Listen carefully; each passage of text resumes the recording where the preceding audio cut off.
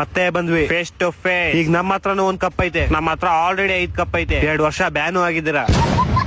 ಈ ಸಲ ಕಪ್ಪು ಲಾಲಿಪಾಪು ಇಕ್ಕಿದ್ವಲ್ಲ ನಿಮ್ ಬೈಕ್ ಓದ್ಸಲನೆ. ತಲಾ for A reason. Police station. Hello ನಮಸ್ಕಾರ ಬೈಜಾನ್. ಸಲಾಂ ಅಲೈಕುಂ. ಈ ಸಲ RCB ಸೋಲಿಸ್ತೀವಿ. ಇದು IPL ಕೊಡೋ, ನಿಮ್ ಟೀಮ್ ಎಲ್ಲ ಇರುತ್ತೆ ಇದ್ರಲ್ಲಿ. ಆದ್ರೂ ಈ ಸಲ RCB ಕಪ್ ಗೆಲ್ಲಲ್ಲ. ಹೌದೌದು, ಅದು ಕರೆಕ್ಟ್. ಲೇ ನಮ್ RCB ಅನ್ಬಾಕ್ಸ್ ಇವೆಂಟ್ ಅಲ್ಲಿ ಮಿಡಿ ಪಾಕಿಸ್ತಾನ ಹೋಗ್ಬಿಡುತ್ತೆ. ಹೌದೌದು, ಇದು ಕರೆಕ್ಟೇ.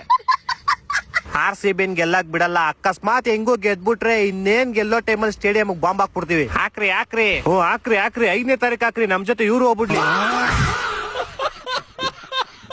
ಹಾಕ್ತಿವಿ ಬಿಡಲ್ಲ. ಫಸ್ಟ್ ಅಲ್ಲಿ ಅಫ್ಘಾನಿಸ್ತಾನ ನಿಮ್ ತಿಗೋಡಿತಾರ, ಅದಕ್ಕೆ ಬ್ಯಾಂಡೇಜ್ ಹಾಕಳ್ರಿ, ಆಮೇಲೆ ಬಾಂಬ್ ಹಾಕೋರಂತೆ.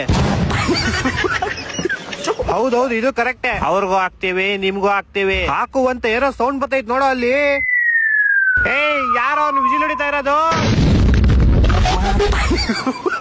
ಹೋದ ಇವನು ಅಷ್ಟೇ. ತಲಾ ಫಾರ್ ಎ ರೀಸನ್. ಅಲ್ಲ ನೀನೇನ್ ಗೋಳಿ ಮಗನೇನೋ ನೀನು? ಇಲ್ಲ ಅಂಕಲ್ ಮಗ.